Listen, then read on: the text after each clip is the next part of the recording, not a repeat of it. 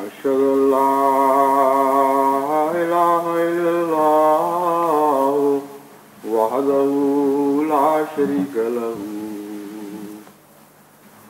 وأشهد أن محمدا عبده ورسوله أما بعد فأعوذ بالله من الشيطان الرجيم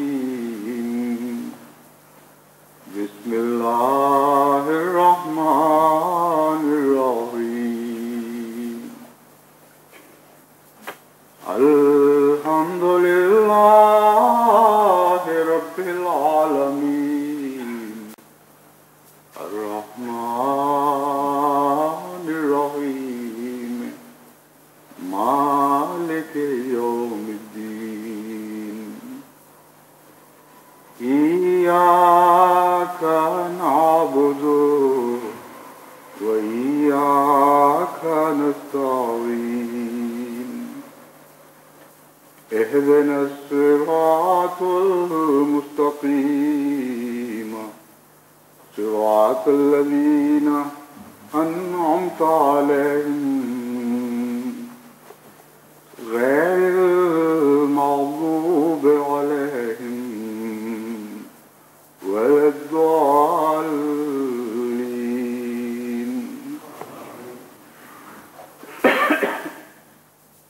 گزشتہ خطبے سے پہلے دو خطبوں میں یا تین خطبوں میں میں فرار اللہ کا مضمون بیان کر رہا تھا. یعنی قرآن کریم نے جو یہ ہدایت فرمائی ہے فروا اللہ، اللہ کی طرف دوڑو، تو یہ فرار اللہ یا خدا کی طرف دوڑنا کیا معنی رکھتا ہے. اس ضمن میں میں نے یہ بات خوب کھول کر بیان کی کہ اللہ کی طرف بھاگنے سے مراد یہ ہے کہ بعض بری صفات کو چھوڑ کر بعض اچھی صفات اختیار کرنا، غیر اللہ کے رنگ چھوڑ کر اللہ کے رنگ اختیار کرنا، اور اس کے سوا خدا کی طرف دوڑنے کے اور کوئی معنی نہیں. خدا تعالیٰ کو پکارنا اور بات ہے اور خدا کی طرف دوڑنا اور بات ہے. ایک انسان مصائب میں جکڑا ہوا خدا کو پکار تو سکتا ہے، لیکن ضروری نہیں کہ وہ خدا کی طرف دوڑ رہا ہو. بعض دفعہ انسان ایسے دشمن کے گھیرے میں آ جاتا ہے کہ وہ نجات دہندہ کا تصور کر کے اس کو بلاتا تو ہے، لیکن اس کی طرف جانے کی استطاعت نہیں رکھتا. تو مضطر کی دعا کا مضمون اور ہے اور فروا اللہ کا مضمون اور ہے. فروا اللہ کا مضمون امن کی حالت سے تعلق رکھتا ہے، جبکہ ابھی دشمن نے انسان کو گھیرے میں نہیں لیا اور ہر طرف سے اسے خوف محسوس ہوتا ہے، اور جوں جوں خوف کا شعور بڑھتا چلا جاتا ہے، جوں جوں گناہوں کی ماہیت کا زیادہ علم ہوتا چلا جاتا ہے، انسان ہر خوف کے مقام سے امن کی مقام کی طرف یعنی خدا کی طرف دوڑنے لگتا ہے. تو بدیوں کو ترک کرنا اور نیکیوں کی طرف جانا محض ایک ظاہری دنیاوی کوشش کے طور پر نہیں، بلکہ ایک خاص جذبے کے تابع جس کا گہرا خدا سے تعلق ہے. یہ ہے فرار اللہ. اس ضمن میں نے ایک مثال پیش کی تھی کہ کس طرح حرص کو قناعت میں تبدیل کرنا فرار اللہ ہوتا ہے. اس ضمن میں بعض اور صفات کا بھی ذکر آیا، ان میں سے ایک غنا ہے. اسی طرح تبتل کا ذکر بھی آیا، یعنی اپنے آپ کو دوسری چیزوں سے منقطع کر کے اللہ کی طرف تبتل اختیار کرنا. اب میں اس مضمون کے اس حصے پر نسبتاً زیادہ روشنی ڈالنے کی کوشش کروں گا. قناعت کا مضمون بہت عمدہ ہے، لیکن قناعت کی ترقی یافتہ صورت غنا ہے. قناعت اپنی ذات میں کافی نہیں، اور قناعت اور غنا میں فرق دکھانے کے لیے میں یہ مثال آپ کے سامنے رکھتا ہوں. ایک انسان کے پاس جو کچھ ہے، اگر وہ اس کو راضی ہے اور باہر کی طرف جو کچھ اس کے پاس نہیں ہے ان سمتوں میں اتنے حس کے ساتھ نہیں دیکھتا کہ گویا ان چیزوں کے بغیر اس کی زندگی اجیرن ہو جائے گی، تو یہ قناعت ہے. لیکن بعض دفعہ ایک قانع آدمی ان چیزوں سے محروم ہو جاتا ہے جو اس کے پاس تھیں، اور اس وقت اس کے صبر کا بھی امتحان ہوتا ہے اور اس کے قناعت کا مقام بھی پہچانا جاتا ہے. ایسی صورت میں دو طرح کی صفات انسان کی مدد کرتی ہیں. یا تو وہ صابر ہو، قناعت کے باوجود ہاتھ میں آئی ہوئی چیز، وہ چیز جس کی عادت پڑ چکی ہو، اس کے ہاتھ سے نکلنے کے صدمے کو برداشت کرنے کی طاقت صبر سے حاصل ہو سکتی ہے. اور اس سے اعلیٰ مرتبہ کی چیز جو قناعت کی ترقی یافتہ صورت ہے وہ غنا ہے. یعنی چیزوں سے تعلق تو ہے لیکن ان کے بغیر بے قراری اتنی نہیں بڑھتی کہ گویا انسان کی زندگی اجیرن ہو جائے. تو پس غنا کا مطلب یہ نہیں کہ چیزوں سے تعلق نہیں ہوتا. غنا کا مطلب یہ ہے کہ چیزوں سے تعلق ہے تو صحیح، لیکن ان کے بغیر انسان کا نقصان نہیں ہوتا. حضرت اقدس مسیح موعود علیہ السلام کو مرزا مبارک احمد سے بہت پیار تھا. آپ کے بچوں میں سب سے چھوٹے، لڑکوں میں سب سے چھوٹے تھے اور بہت ہی آپ کو پیارے تھے. چنانچہ ان کی وفات پر حضرت مسیح موعود علیہ السلام نے جو اشعار کہے ان سے پتہ چلتا ہے کہ کتنی گہری محبت تھی ان سے. جگر کا ٹکڑا مبارک احمد جو پاک شکل اور پاک خوں تھا، وہ آج ہم سے جدا ہوا ہے ہمارے دل کو حزین بنا کر. جگر کا ٹکڑا کہا اس کو، پاک شکل، پاک خوں.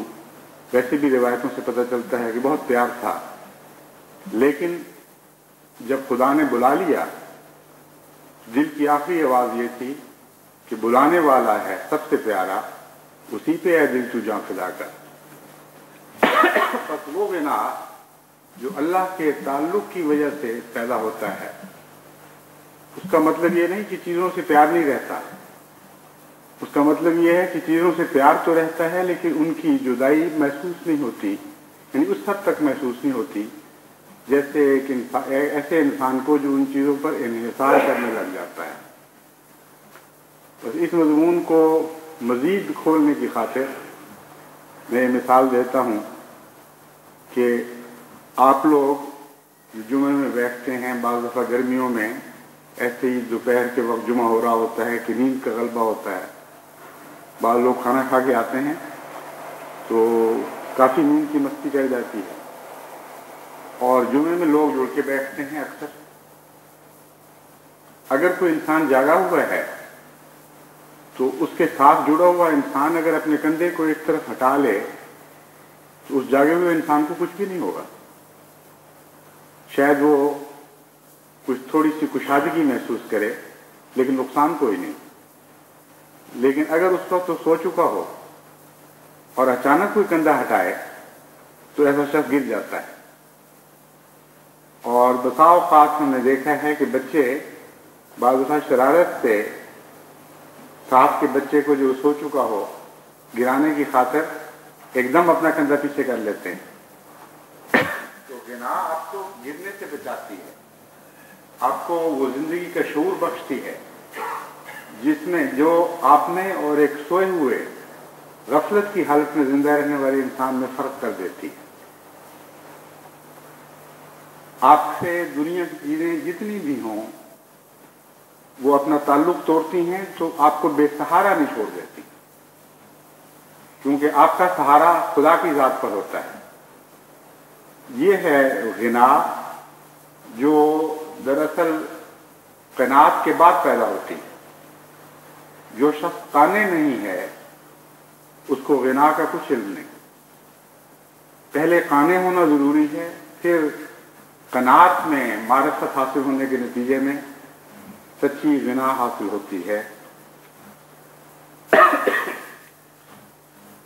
اللہ تعالیٰ نے اپنی ذات کے متعلق غنا کا لفظ استعمال فرمایا ہے، اور اس مضمون کو جب ہم خدا کی ذات میں جاری ہوتا ہوا دیکھتے ہیں تو معلوم ہوتا ہے کہ اللہ تعالیٰ حقیقی غنی ہے، اس کے سوا دراصل کوئی غنی نہیں.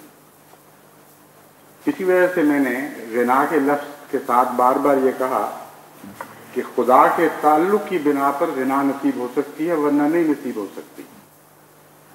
کیونکہ غنا کا مطلب یہ نہیں ہے کہ کچھ بھی نہ ہو اور انسان راضی ہو.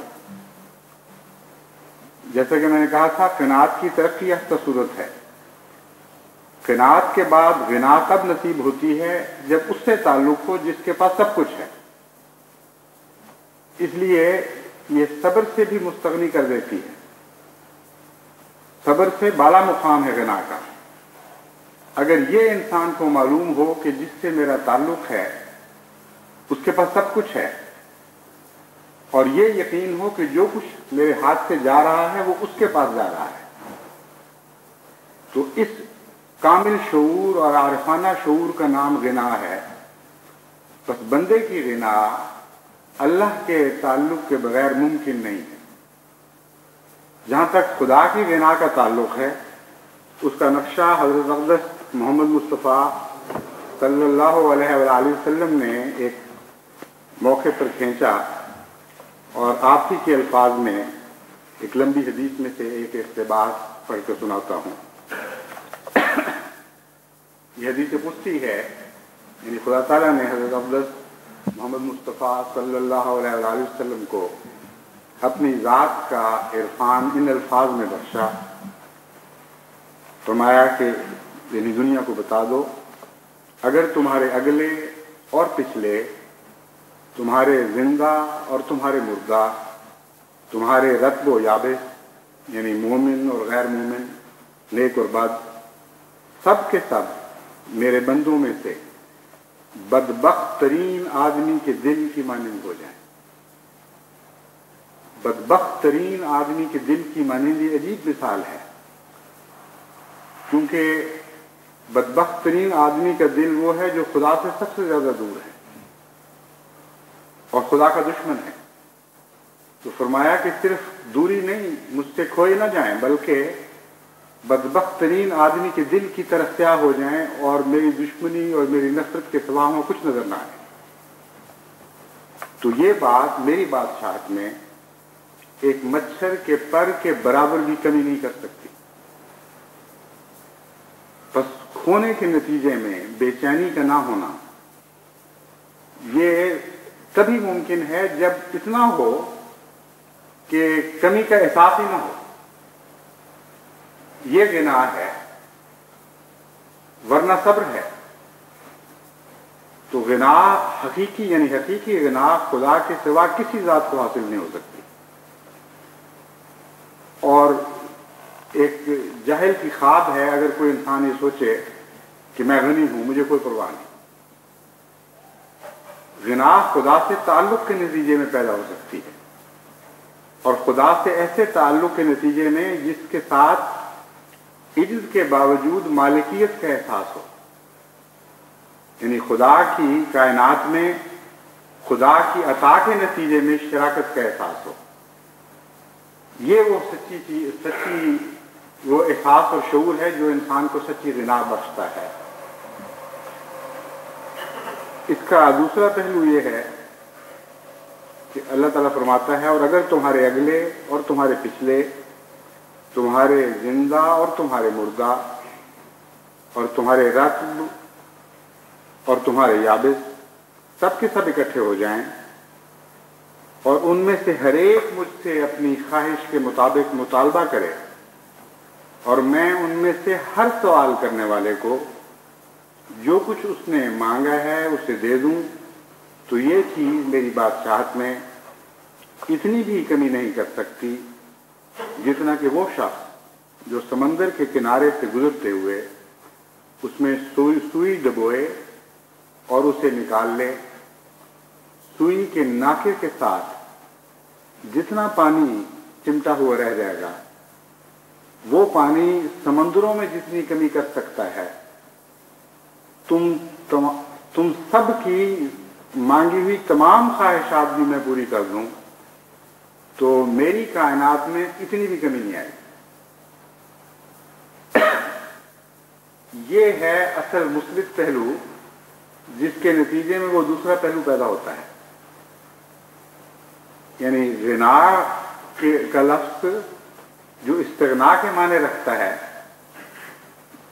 وہ اس وجہ سے پیدا ہوتے ہیں استغنا کے معنی کہ غنی کے پاس سب کچھ ہے. بس جس شخص کو خدا کے ساتھ ہونے کا احساس نہ ہو اور یہ یقین نہ ہو کہ خدا میرے ساتھ ہے وہ نہ غنی ہے نہ مستغنی ہے. غنا کا ایک غلط مطلب ہم اپنے روزمرہ کے تعلقات میں یہ سمجھتے ہیں کہ کسی سے تعلق ٹوٹے تو ہم کہیں جاؤ جہنم میں، ہمیں کوئی پرواہ نہیں. پنجابی میں اس قسم کے بہت سے محاورے ملتے ہیں کہ جس شخص سے کسی چیز کی توقع تھی اس نے پوری نہیں کی، کسی سے تعلق تھا اس نے توڑ دیا، تو کہتے ہیں جاؤ جہنم میں. تو اردو میں کہتے ہیں، پنجابی میں کہتے ہیں خسمان خواہ، کہ جو مرضی ہو.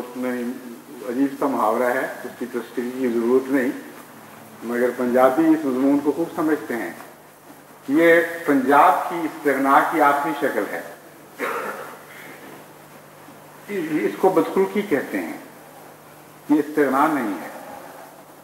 کیونکہ خدا کو جب چھوڑ کر بدبخت جاتا ہے تو اس کے جانے سے کمی تو کچھ نہیں ہوتی، مگر خدا تعالیٰ کی ذات اس کے لیے نفرت کے جذبات اپنے اندر نہیں رکھتی، بلکہ اس کے واپس آنے کی منتظر ہوتی ہے. چنانچہ آن حضرت صلی اللہ علیہ وآلہ وسلم نے اس مضمون کو ایک اور رنگ میں یوں بیان فرمایا کہ اگر کوئی شخص صحرا میں ایسی جگہ ہو کہ دور دور تک اس کو کوئی مدد کوئی سہارا نہ ہو، اس کی اونٹنی پر اس کا سارا سامان لدا ہوا ہو، 20 دوپہر کے وہ آرام کی خاطر کچھ دیر کے لیے سستانے لگے اور اس عرصے میں اس کی اونٹنی جس پر اس کا پانی اس کی خوراک سب کچھ لگا ہوا تھا وہ بہک جائے اور اس کے ہاتھ سے جاتی رہے. ایسے وقت میں وہ اونٹنی کے لیے کیسی طلب محسوس کرتا ہے، اس کا ذکر حضور نے نہیں فرمایا، لیکن اس کے بعد یہ فرمایا کہ اچانک وہ اونٹنی اس کو مل جائے تو اس کو جتنی خوشی اس کھوئی ہوئی اونٹنی سے محسوس ہوتی ہے اس سے زیادہ خدا اپنے گناہگار بندے کے واپس آنے کے متعلق محسوس کرتا ہے جو اس کو چھوڑ کر چلا جاتا ہے. تو خدا کے غنا جو ہے یہ اخلاق کی نہایت بہت ہی اعلیٰ منزل ہے. اس کا اس بد اخلاقی سے کوئی تعلق نہیں کہ ہم اپنے تعلق توڑنے والوں کو کہتے ہیں جاؤ جہنم، کیونکہ خدا تعالیٰ ہر چیز کی پرواہ کرتا ہے.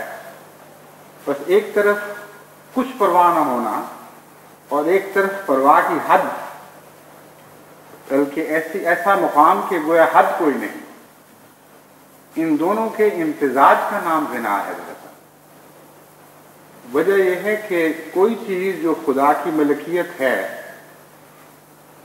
وہ جب اس سے الگ ہوتی ہے تو اس کی ملکیت اس سے الگ ہوتی ہے، کیونکہ بے انتہا ہے اس کے پاس، اس لیے اس کا الگ ہونا خدا کو نقصان نہیں پہنچاتا. یہ ہے گناہ.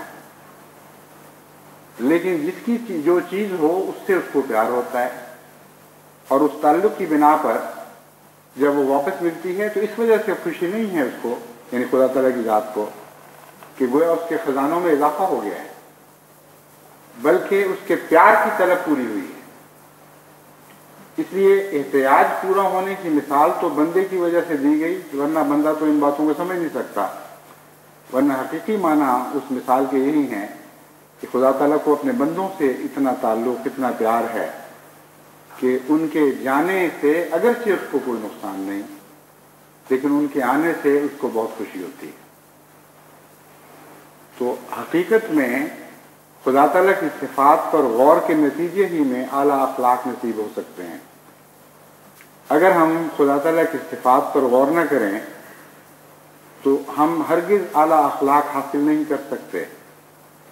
بس فرار اللہ کی جب میں بات کرتا ہوں تو میری مراد یہ نہیں ہے کہ کچھ ہی بدی کو ایک دم ارادے کے ساتھ چھوڑ دیا جائے، بلکہ یہ مضمون بہت گہرا ہے۔ یعنی مومن کی زندگی میں بدی چھوڑنا اور نیکی اختیار کرنا کوئی دنیا دار کے ساتھ گزرنے والا واقعہ نہیں ہے۔ بعض لوگ ارادہ کرتے ہیں کہ آج سے میں جھوٹ نہیں بولوں گا۔ ان کے جھوٹ چھوڑنے میں اور ایک مومن کے فرار اللہ میں بے شمار فرق ہے، بے انتہا فرق ہے، کیونکہ مومن جب جھوٹ چھوڑ کر سچائی کو اختیار کرتا ہے تو حق کا جو تصور وہ باندھتا ہے وہ خدا کا تصور ہے، اور خدا کے حق ہونے اور بندے کے سچائی کے تصور میں زمین آسمان کا فرق ہے۔ خدا کی صفات میں اتنی گہرائی ہے کہ خدا کی ذات کی طرح خدا کی ہر صفت بھی لامتناہی ہے۔ بس یہ سفر ایک ایسا سفر بن جاتا ہے جو اس کو انسان ساری زندگی بھی ختم نہیں کر سکتا، طے کرتا رہتا ہے۔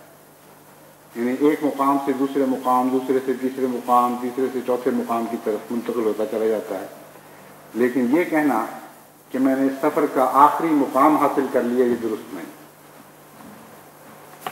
حد استطاعت تک، جیسا کہ میں نے پہلے بھی بیان کیا تھا، ایک انسان اس مرتبے کو حاصل کر سکتا ہے جو خدا نے اس کی حید کے اندر رکھا ہوا ہے۔ اس کی شاکلت کے اندر حدود ہیں، کچھ مقرر ہوئی ہوئی ہیں۔ ان حدود کے آخری کنارے کو چھونا انسان کی تکمیل ہے، اور ہر شخص کی حدود کا آخری کنارہ الگ الگ ہے۔ اسی لیے جب ہم کہتے ہیں کہ تمام نبی معصوم، اور جب ہم یہ کہتے ہیں کہ لا نفرق بین احد من رسلہ، تو ساتھ ہی جب یہ کہتے ہیں کہ حضرت اقدس محمد مصطفیٰ صلی اللہ علیہ وسلم سید المعصومین، معصوموں کے بھی سردار، تو ان دو چیزوں میں تضاد نہیں ہے۔ مطلب یہ ہے کہ تمام انبیاء معصوم ہیں، لیکن ہر نبی اپنی استطاعت کے مطابق معصوم ہے۔ اس کے لیے خدا نے جو معصومیت کی حدیں مقرر فرمائی ہوئی تھی، ہر نبی نے اپنی اپنی حد کو چھو دیا ہے، لیکن جب حدیں وسیع ہوں تو محنت زیادہ کرنی پڑتی ہے اور زیادہ جہاد کرنا پڑتا ہے ان حدوں پر عبور حاصل کرنے کے لیے۔ حضرت اقدس محمد مصطفیٰ صلی اللہ علیہ وآلہ وسلم کی استطاعت کی حدیں زیادہ تھیں، اس لیے آپ کو بہت زیادہ محنت کرنی پڑی ہے۔ ایک لحاظ سے تو آپ نے وہی کچھ کیا ہے جو باقی انبیاء نے کیا، یعنی اپنی حد استطاعت تک پہنچے، لیکن ایک دوسرے لحاظ سے آپ نے اپنی حد استطاعت کو چھونے کے لیے بہت زیادہ محنت کی ہے بنسبت دوسرے انبیاء کے جنہوں نے اپنی اپنی حد استطاعت کو چھوا۔ چنانچہ قرآن کریم میں حضرت موسیٰ علیہ السلام اور حضرت محمد مصطفیٰ صلی اللہ علیہ وسلم کے فرق کو ظاہر کرنے کے لیے ایک تمثیل کے طور پر ہمارے سامنے اس واقعہ کو رکھا کہ جب حضرت موسیٰ نے خدا سے یہ کہا، عرض کیا کہ مجھے اپنا چہرہ دکھا، تو اللہ تعالیٰ نے فرمایا تو میرے چہرے کو نہیں دیکھ سکتا۔ حالانکہ پہلا سفر جو خدا کی طرف کیا گیا تھا اس میں آپ نے خدا کو دیکھا، ایک آگ کے شعلے کی صورت میں آپ نے خدا کو دیکھا تھا۔ تو یہ جو فرمایا کہ تو مجھے نہیں دیکھ سکتا، اس سے مراد یہ تھی کہ جو جلوہ تو چاہتا ہے وہ محمد مصطفیٰ صلی اللہ علیہ وآلہ وسلم کا جلوہ ہے، یعنی والا جلوہ ہے جو آپ دیکھ سکتے ہیں اور تو نہیں دیکھ سکتا۔ چنانچہ اس فرق کو دکھانے کی خاطر آپ نے فرمایا کہ میں پہاڑ پر تجلی کرتا ہوں، اگر پہاڑ کی تجلی یہ تو برداشت کر سکے تو پھر وہ جلوہ بھی برداشت کر سکتا ہے۔ اللہ تعالیٰ نے جب پہاڑ پر تجلی فرمائی تو پہاڑ ٹکڑے ٹکڑے ہو گیا اور حضرت موسیٰ غش کھا کے گر پڑے۔ تو سوال یہ ہے کہ حدیں تو الگ الگ ہیں، لیکن ہر حد کو چھونے کے لیے محنت میں فرق پڑ جاتا ہے۔ جس حد تک حضرت موسیٰ پہنچے تھے اس حد تک حضرت صلی اللہ علیہ وآلہ وسلم بھی پہنچے، لیکن پھر آگے بھی تو بڑھے، اس لیے کہ آپ کی حد زیادہ اونچی تھی۔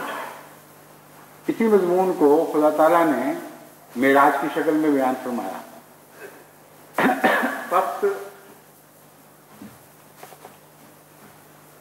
غنا کے نتیجے میں جب انسان دوسری چیزوں کو ترک کر کے خدا کی طرف منتقل ہونے لگتا ہے تو اس مضمون کو ہر انسان اپنی ذات پر پہلے چسپاں کرے اور یہ معلوم کرے کہ کہاں کہاں خدا نہیں ہے میری ذات میں اور غیر اللہ موجود ہے۔ اس گا تو ہر شخص کے بت بھی مختلف ہوں گے، ہر شخص کے سفر کی طوالت بھی الگ الگ ہو جائے گی، لیکن ہر شخص کا انتہائی مقام ایک مقرر ہے، اس مقام تک پہنچنا اس کے لیے ممکن ہے۔ یعنی محمد مصطفیٰ صلی اللہ علیہ وآلہ وسلم بننا تو ہر شخص کے لیے ممکن نہیں ہے، یقیناً ممکن نہیں ہے، یعنی اس تشریح کے ساتھ جو میں نے بیان کی ہے، لیکن ہر شخص کا اپنی آخری حد کو چھو لینا یہ ممکن ہے۔ اس پہلو سے فرار اللہ کا سفر جو ہے وہ ساری زندگی پر محیط ہو جاتا ہے، اور انسان اپنے نفس میں ڈوب کر جب وہ جگہ تلاش کرتا ہے جہاں خدا نہیں ہے تو شاید ہی کوئی ایک ایسا انسان ہو جسے وہ جگہ نہ ملتی ہوں اگر وہ بصارت کے ساتھ آنکھیں کھول کر دیکھے، اور اگر آنکھیں بند رکھے تو ہر انسان سمجھتا ہے میرے اندر خدا ہی خدا ہے اور کچھ بھی نہیں ہے۔ چنانچہ اندھے یہ دعویٰ کر دیتے ہیں کہ ہم خدا والے ہو چکے ہیں، اور صاحب بصیرت لوگ جانتے ہیں کہ ہمارا ابھی بہت سا سفر طے کرنا باقی ہے۔ جن کو غیر کی نظر خدا والا سمجھ رہی ہوتی ہے ان کی اپنی نظر اپنے آپ کو خدا والا نہیں سمجھ رہی ہوتی، چنانچہ وہ قرآن کریم کی اس آیت کے تابع اپنا سفر زندگی کا سفر جاری رکھتے ہیں۔ فَلَا تُزَكُّوا أَنفُسَكُمْ هُوَ أَعْلَمُ بِمَنِ اتَّقَىٰ، کہ تم اپنے نفسوں کا تزکیہ نہ کرو، یہ فضول بات چھوڑ دو، خدا ہی بہتر جانتا ہے کہ تم میں سے کون ہے جو صحیح معنوں میں تزکیہ اختیار کر چکا ہے، مکمل تزکیہ اختیار کر چکا ہے۔ پس جماعت اگر اپنے نفس میں ڈوبنے کا شعور حاصل کر لے تو بہت سی مصیبتوں اور دھندوں سے چھٹکارا مل جائے۔ ہر وقت جو جماعت میں بعض لوگ دوسروں پر تنقید کر کے منافقت پھیلانے والے، اپنی بڑائیاں کرنے والے دوسروں پر، اور دوسروں اپنے بھائیوں کی تحقیر کرنے والے آپ کو ملتے ہیں، کسی سے چھوٹی سی غلطی ہو گئی اس کو اچھالتے ہیں اور دنیا میں اس کو مشتہر کرتے ہیں، سارا معاشرہ اس سے دکھی ہو جاتا ہے۔ لیکن اگر آپ خدا کی طرف سفر اختیار کرنا شروع کریں جس طرح میں نے آپ کو سمجھایا ہے، یعنی اپنے نفس میں ڈوب کر فرار اللہ اختیار کرنا شروع کریں تو سارا معاشرہ ان بدیوں سے پاک ہو جائے گا، بجائے اس کے کہ غیر ہمارے شر سے پناہ مانگیں۔ یہ وہ مقام ہے جہاں شرور انفسنا کی دعا حقیقت اختیار کر جاتی ہے۔ جب انسان یہ کہتا ہے کہ اے خدا ہمیں اپنے نفس کے شرور سے بچا، تو ایسا انسان جو یہ دعا کرتا ہے یہ ضروری نہیں کہ حقیقی معنوں میں دعا کر رہا ہو، کسی ایسے شخص کی یہ دعا قبول نہیں ہو سکتی جس کے شر سے اس کے ساتھی نہیں بچ رہے، جس کے شر سے اس کے بھائی، اس کی بہنیں، اس کا معاشرہ نہیں بچتا، وہ اگر خدا کے حضور دن رات یہ وظیفے کے طور پر تکرار کرتا رہے کہ اے خدا مجھے میرے نفس کے شرور سے بچا، اے خدا مجھے ہمارے نفس کے شرور سے بچا، اس کی دعا کوئی بھی معنی نہیں رکھے گی۔ جب تم غیر کو اپنے نفس کے شر سے نہیں بچاتے تو اپنے آپ کو کیسے اپنے نفس کے شر سے بچا سکتے ہو؟ اس لیے پہلے اپنے شرور کو اپنی ذات کے دائرے میں تو محدود کرو، غیر کو پناہ دے دو، پھر یہ دعا کرو، پھر اندر کا سفر جو بہت ہی مشکل سفر ہے وہ دعا کی مدد سے آسان ہونا شروع ہو جاتا ہے۔ دعا کے بغیر یہ سفر آسان ہونا ممکن، سفر اختیار کرنا اور منزلیں طے کرنا ممکن نہیں ہے۔ اس سے اگلا مقام ہے جسے تبتل کا مقام کہا جاتا ہے۔ فرار خوف سے تعلق رکھتا ہے اور تبتل طمع سے تعلق رکھتا ہے۔ چنانچہ فرار اور تبتل کے مضمون کو اگر سمجھنا ہو تو قرآن کریم کی آیت اس کی تشریح کرتی ہے۔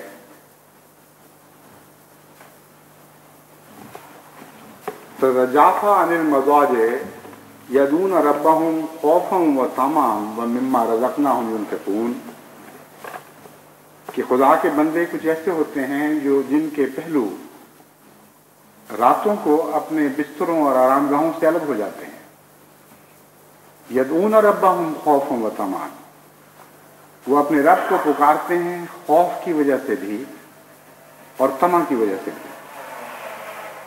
خوف کی وجہ سے خدا کو پکارنا اور اس کی مدد چاہنا یہ فرار اللہ کے مضمون سے تعلق رکھتا ہے، اور طمع کی وجہ سے خدا کی طرف بڑھنا اور دوسروں سے اپنا تعلق توڑ لینا یہ تبتل الہ تبتیلا کا مضمون ہے جو فرار کے بعد انسان کو نصیب ہوتا ہے۔ بس فرار میں غیر اللہ سے انسان اس کے ڈر سے خدا کی طرف دوڑ رہا ہے، اور تبتل میں اللہ کی محبت اس کو اتنا غلبہ کرتے چلی جاتی ہے کہ غیر اللہ کی طرف سے اس کا دل بجھتا چلا جاتا ہے، یہاں تک کہ اسے غیر اللہ سے ایک انقطاع نصیب ہو جاتا ہے۔ یہ مضمون بھی اتنا وسیع ہے کہ سوائے خدا کے چند خوش نصیب انسانوں کے کسی شخص نے اپنی حد استطاعت تک اس مضمون کا سفر طے نہیں کیا، اور حضرت اقدس محمد مصطفیٰ صلی اللہ علیہ وآلہ وسلم وہ یکتا انسان تھے جنہوں نے تمام انبیاء سے بڑھ کر اس سفر کے سارے مراحل طے کر لیے اور کامل طور پر تبتل اللہ اختیار کر لیا۔ بس تبتل اللہ سے متعلق کچھ تفصیل ضروری ہے، کیونکہ یہ خیال غلط ہے کہ پہلے فرار کی ساری منزلیں طے ہو جائیں تب تبتل کا سفر شروع ہوتا ہے۔ بیک وقت دونوں باتیں چل سکتی ہیں،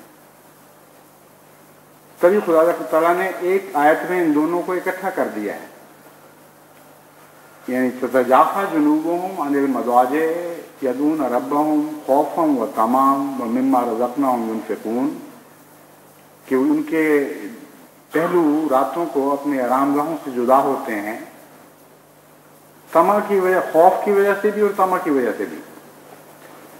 بس یہ درست ہے کہ جہاں انسان فرار اختیار نہیں کرتا اس حصے میں اسے خدا کی طمع نصیب نہیں ہو سکتی، لیکن یہ درست نہیں ہے کہ جب تک پورا فرار نہ ہو جائے اس وقت تک کوئی طمع بھی پیدا نہیں ہو سکتی۔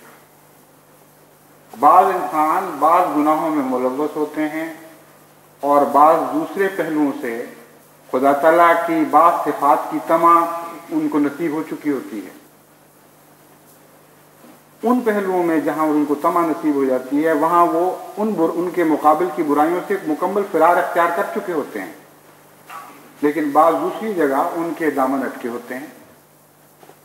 آپ جب جنگلوں میں سفر کرتے ہیں تو ضروری نہیں کہ آپ کا تار کانٹوں میں پھنس جائے. بعض پہلو کانٹوں میں پھنسے ہوتے ہیں، بعض آزاد ہوتے ہیں جو آگے کی طرف بڑھ رہے ہوتے ہیں. اس لیے یہ دونوں مضمون بیک وقت شروع ہوں گے، لیکن طمع کا مقام فرار کے بعد آئے گا. یعنی ہر فرار کے بعد ایک طمع کا مقام پیدا ہوگا.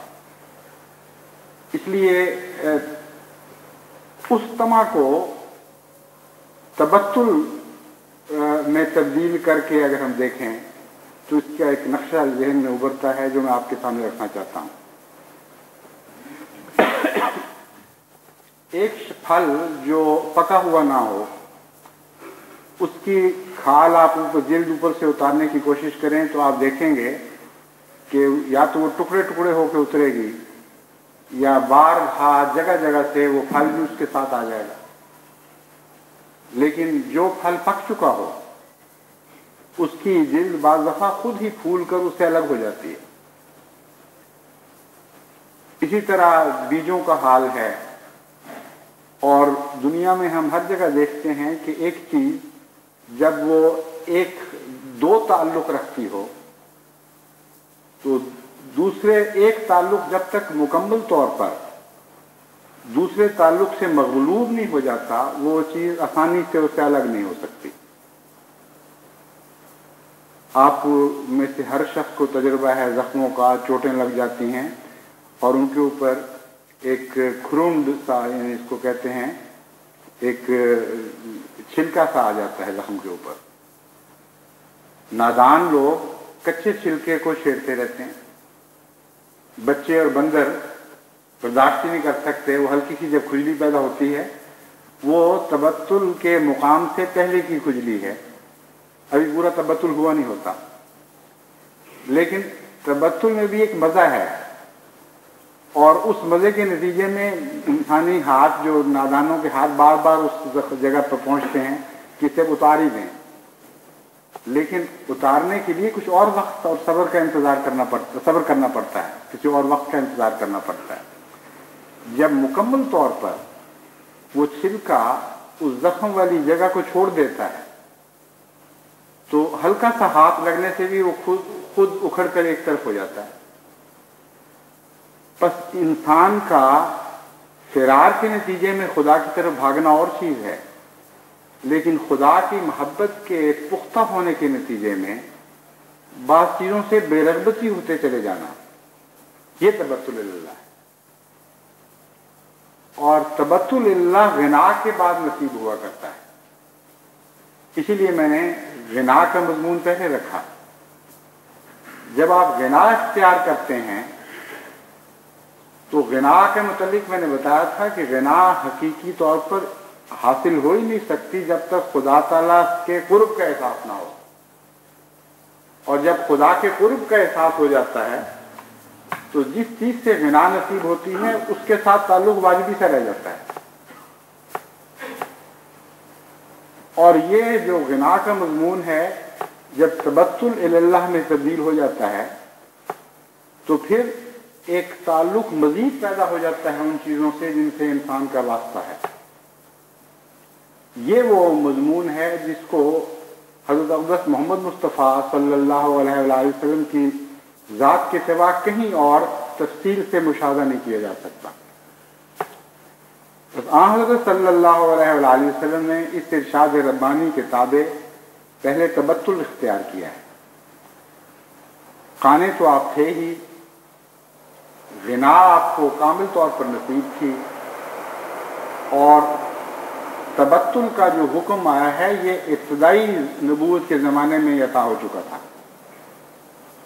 دراصل حضرت صلی اللہ علیہ وآلہ وسلم نے اپنی ترقی کی منازل اتنی جلد طے کی ہیں کہ تاریخی نقطۂ نگاہ سے کسی جگہ انگلی نہیں رکھی جا سکتی کہ یہاں اس منزل پر تھے اور وہاں اس منزل پہ تھے. لیکن مضمون کے اندرونی ترتیب کے لحاظ سے انگلی رکھی جا سکتی ہے کہ یہ ہوا، پھر یہ ہوا، پھر یہ ہوا. بس حضرت صلی اللہ علیہ وآلہ وسلم کا خدا کی ذات سے عشق کے کمال کا نتیجہ تھا کہ آپ کو تمام بنی نوع انسان، تمام مخلوقات سے تبتل نصیب ہوا.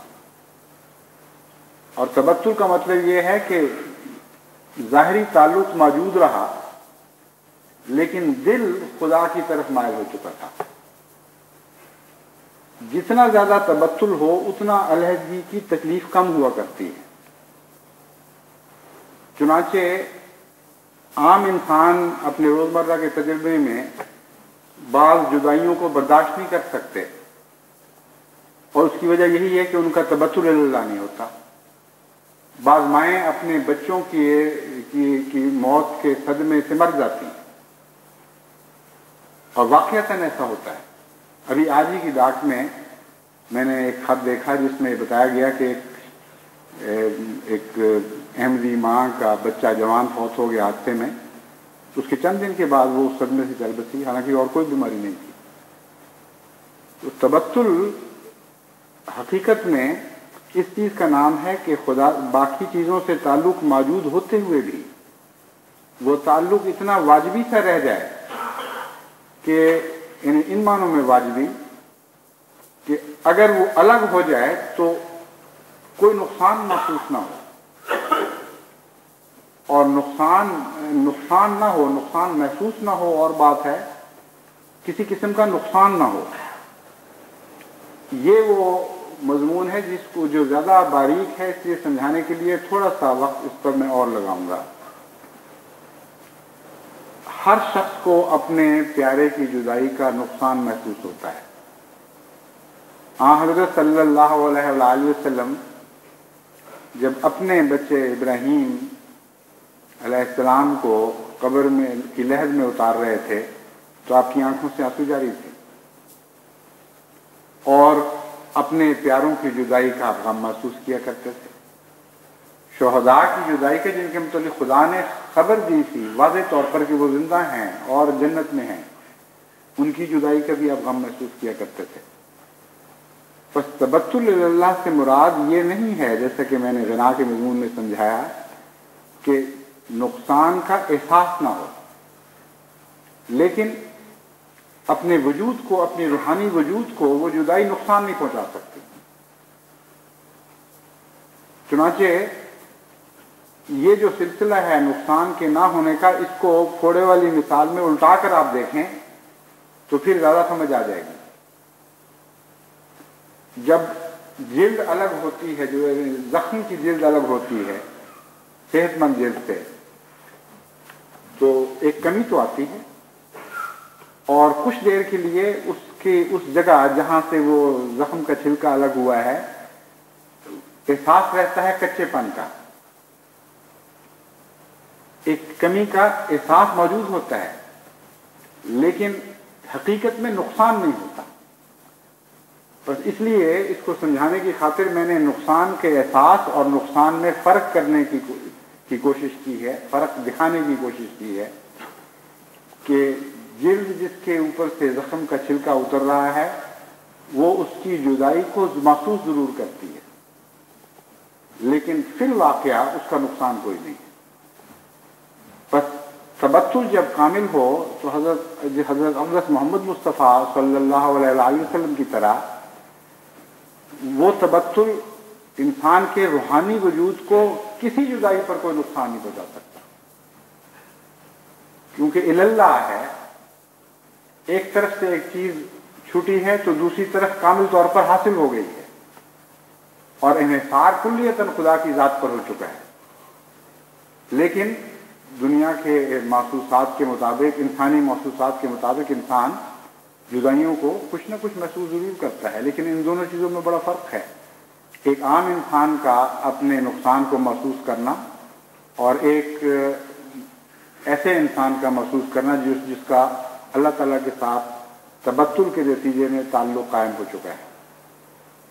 ایسے لوگوں کی روحیں آسانی سے نکلتی ہیں.